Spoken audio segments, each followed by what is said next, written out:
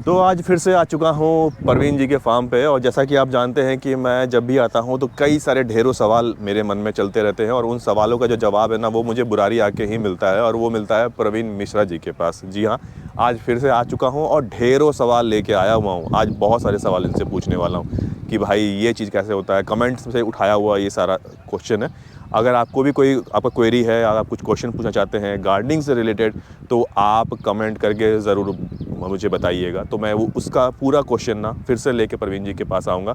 बाकी अगर आप उनके साथ जुड़ना चाहते हैं, अगर वो आपके सवालों का जवाब आप डायरेक्ट प्रवीण जी से जानना चाहते हैं, तो भी आप उनको कांटेक्ट कर सकते हैं। और डिटेल्स मैंने दिया हुआ है आपको डिस्क्रिप्शन में, स्क्रीन पे भी दिख रहा होगा, तो आप इनसे जुड़ सकते हैं।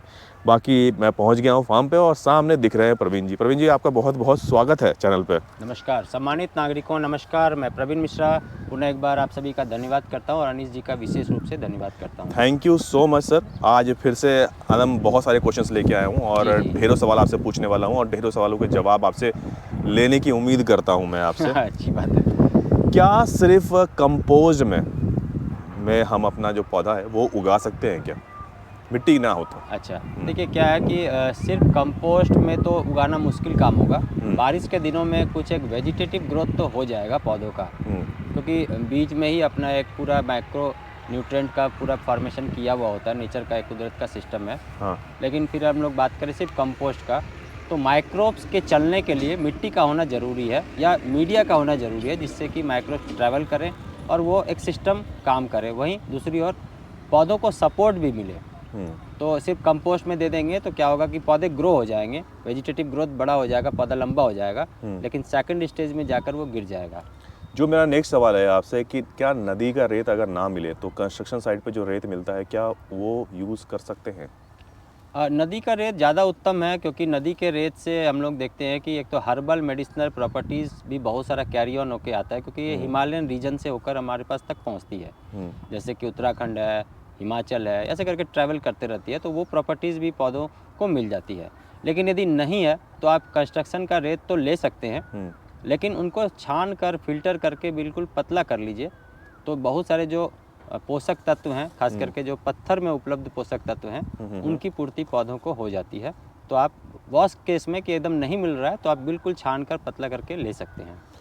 पत्तों की खाद अगर हमें ना मिले तो क्या कोई और उसका अल्टरनेटिव है, कोई और कंपोस्ट है जो उसे हम यूज़ कर सकते हैं अपने गार्डन में?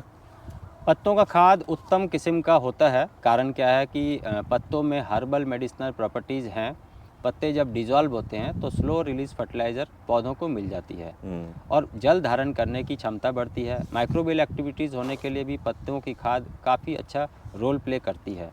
लेकिन यदि ये नहीं है तो नहीं है का मीनिंग ये होगा कि आप सिर्फ उस जगह में कुछ एक चीज़ें डालकर एडजस्ट कर रहे हैं। जहाँ पर हम लोग बात कर रहे हैं कि कोकोपीट डालकर कार्बन कंटेंट को हम ले सकते हैं और मॉइस्चर कंटेंट को हम लोग थोड़ा बढ़ा सकते हैं। बहुत सारे ऐसे जो पोषक तत्व हैं जो अलग अलग तरह के पौधों में पत्तों में मिल जाते हैं, उस चीज़ की कमी होगी और इसका सीधा असर हमारे पौधों के सेहत पर भी पड़ता है। मतलब ये बहुत ज़्यादा ज़रूरी है। हाँ, नहीं है तो आप बस पौधों को चलाने के लिए ज़िंदगी जी रहे हैं तो ज़िंदगी जीने के लिए ज़रूरी है, लेकिन यदि स्वास्थ्य ज़िंदगी जीना है तो उसके पोषक तत्व का भी ध्यान रखना चाहिए। इसलिए हम लोग जो ये इन सारी छोटे छोटे टॉपिक्स पर बात करते रहते हैं। और या फिर अगर मैं बोलूँ कि कई लोग ना फल या फूल लगाते हैं और उसके बाद वो टिक नहीं पाते, कुछ दिनों के बाद वो झड़ जाते हैं और लोग सोचते हैं पता नहीं क्या हुआ, और पेड़ बड़ा बड़ा हरा भरा रहता है लेकिन पत्ते जो ये फूल और फल है वो गिरते हैं। वो उसका कोई उपाय?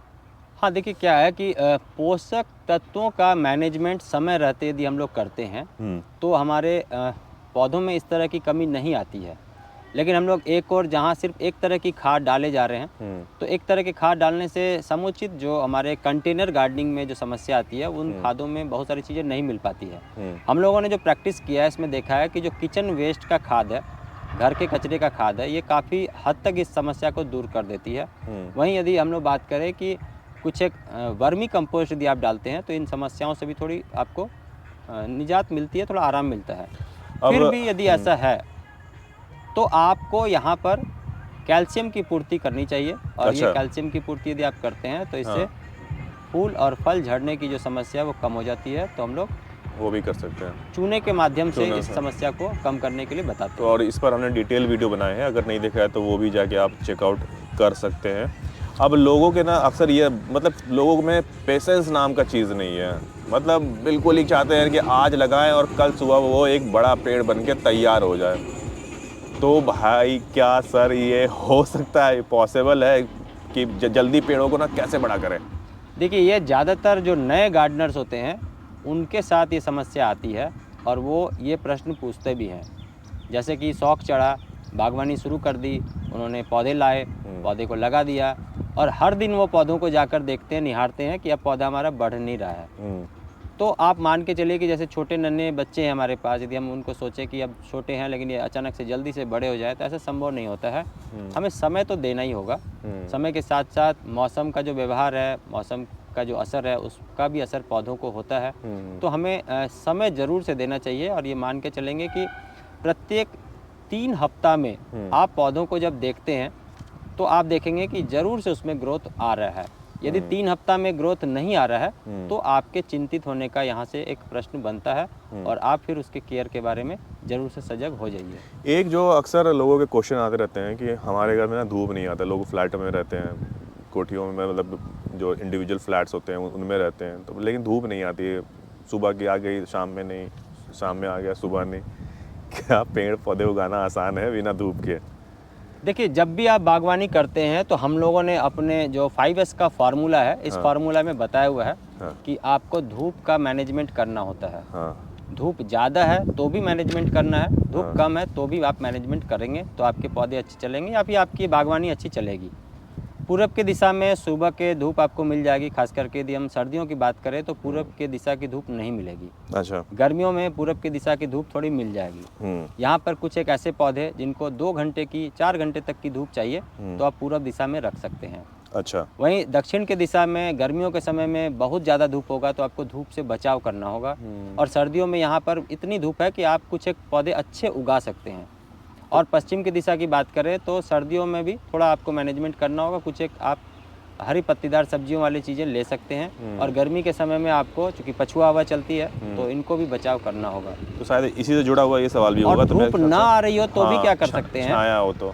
हाँ, उसी टॉपिक पर मैं आ रहा हूँ। धूप ना हो तो क्या करना है कि धूप ना हो तो आपको प्लांट ग्रोइंग लैंप लगाना चाहिए, जिससे कि पौधों के प्रकाश संश्लेषण की प्रक्रिया पूरी हो जाए। और प्लांट ग्रोइंग लैंप आप ऑनलाइन सर्च कर सकते हैं या कहीं पर आपको जहां पौधों से संबंधित बहुत सारी सामग्री मिलती है वहां पर भी आप बात कर सकते हैं। और दिन के समय में कृत्रिम प्रकाश करके आप पौधों को वो लाइट दे सकते हैं। अच्छा, एक और सवाल था जिसमें कि लोग ये पूछ रहे थे कि रिपोर्टिंग करना होता है और कभी भी किसी भी सीजन में लोग उठा के रिपोर्ट कर देते हैं, उसके बाद प्लांट मर जाता है जी। तो रिपोर्टिंग करने का कोई सीजन होता है या मैं 12 महीने कभी भी करूं?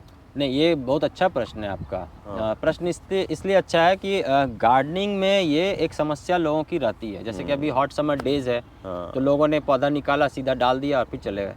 लेकिन यदि आप ऐसा कर रहे हैं तो इसके लिए आपको बहुत एहतियात बरतने की ज़रूरत भी लगती है। आप चला सकते हैं, यदि आप एक्सपर्ट हैं या आप उस काम को जान रहे हैं तो आप चला सकते हैं। इसके लिए अलग अलग तरीके हैं, उन तरीकों से पौधे का बचाव हो जाएगा। बात हो रही है सामान्य जो गार्डनर हैं, जो अभी गार्डनिंग कर रहे हैं, उनके लिए बात आप पूछ रहे हैं, उनके लिए प्रश्न पूछ रहे हैं। रिपोर्टिंग का सबसे आइडियल टाइम होता है रेनी सीजन में। अच्छा। प्री मानसून की सावर यदि शुरू हो गई, बारिश का समय शुरू हो गया, आप समझिए कि यहाँ पर आप रिपोर्टिंग कर सकते हैं। यहाँ आप सभी तरह के पौधों का रिपोर्टिंग कर सकते हैं। इसके बाद समय आता है अनुकूल, वो होता है वसंत ऋतु में, खास करके जनवरी और फरवरी का महीना जब वसंत ऋतु की शुरुआत हो जाती है। अच्छा। तो यहाँ पर आप रिपोर्टिंग कर सकते हैं। यहाँ पर एक एहतियात बरतने की ज़रूरत है कि जो पौधे आपके गर्मियों में चलने वाले पौधे होते हैं उनकी रिपोर्टिंग यदि आप वसंत ऋतु में करेंगे तो ये अच्छा चल निकलेगा। और फिर एक समय आता है जो कि हमारे पास शारदीय नवरात्रि का टाइम होता है, जो कि सितंबर और अक्टूबर का समय है, दिवाली से पहले तक का समय होता है। यहाँ पर आप सर्दियों में चलने वाले जो पौधे होते हैं उनकी यदि रिपोर्टिंग कर देते हैं तो आपका पौधा अच्छा चलने लगता है। मतलब जो गमला खरीदने का टाइम होता है वो फैब और इधर जब मानसून आ जाए तभी खरीदे गमले। हाँ, ऐसे तो आप green house, poly house, insect house, net house, बहुत सारी ऐसी चीज़ें को बनाकर आजकल तो आप क्लाइमेट को कंट्रोल करके बहुत सारे बागवानी को कर सकते हैं। लेकिन हम लोग जो फोकस्ड एरिया में बात कर रहे हैं वो है हमारे पास टेरेस गार्डन, अर्बन गार्डन या फिर रूफटॉप गार्डन के बारे में। तो जो हमारे पास गार्डनर्स जुड़ते हैं उनकी समस्या कम हो सके, इन्हीं बातों को लेकर हम लोग बातचीत करते रहते हैं। तो इतने सारे सवाल थे जो कि आप लोगों ने पूछे थे और उन सवालों का जवाब लेके मैं आया हुआ था प्रवीण जी के पास। और गार्डनिंग ट्रेनिंग से रिलेटेड वीडियोस हमने ऑलरेडी बनाए हुए हैं, अगर नहीं देखा है तो वो जाके एक बार चेकआउट ज़रूर कर लीजिएगा। और भी कोई सवाल होगा ना तो वो आप कमेंट करके ज़रूर बताइएगा, वो फिर से मैं क्वेश्चंस नोट डाउन करूँगा और उसका जवाब लेने की कोशिश करूँगा प्रवीण सर से। बाकी आज के लिए हम इतना ही रखते हैं, फिर मिलेंगे बहुत ही जल्दी नेक्स्ट वीडियो में। तब तक के लिए टेक केयर, नमस्कार।